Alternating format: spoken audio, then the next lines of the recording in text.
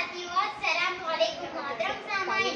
मेरे तहत कौनवानी और मैं असातिज़ाई खिदमत के तहत मैं अपने ख़यालात का इज़हार करना चाहती हूँ।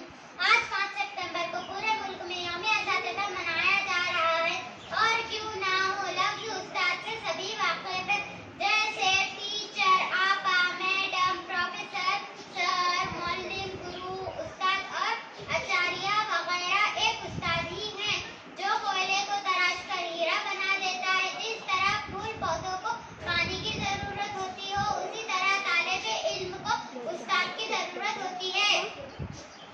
आज से 21 साल पहले का एक वाक़या को गुज़ार करना चाहती हूँ। मस्जिद नबवी सल्लल्लाहु अलैहि वसल्लम में एक मर्तबा दो हल्क़े नज़र थे, एक हल्का जिक्र करने वालों का और दूसरा हल्का तालीम कुरान से शगफ रखने वालों का। नबी करीम सल्लल्लाहु अलैहि वसल्लम जाकिरीन के हल्के से ये कहकर गुजर गए कि आप लोग अच्छा काम कर रहे हो, और हल्के तालीम में जाकर बैठ गए और फरमाया, मैं मौल्लिम बनाकर भेजा गया हूँ। एक डॉक्टर चाहता है कि हर शख्स बीमार हो, एक वकील की ख्वाहिश है कि हर शख्स झगड़ालू हो, पुलिस वाला चाहता है कि हर शख्स मुजरिम हो, ठेकेदार चाहता है कि हर शख्स मजदूर हो, शराबफरोश चाहता है कि हर शख्स शराबी हो, सियासी लीडर चाहता है कि हर शख्स भोला भाला और मासूम हो।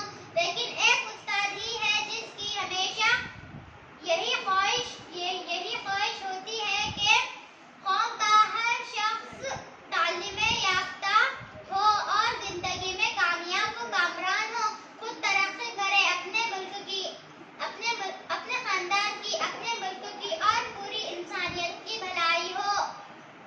शायर कहता है उस्ताद के लिए, मेरी जिंदगी का मकसद सभी को फैज़ पहुँचे, मेरी जिंदगी का मकसद सभी को फैज़ पहुँचे, मैं चिराग राह गुजर हूँ, मुझे शौक से जलाओ।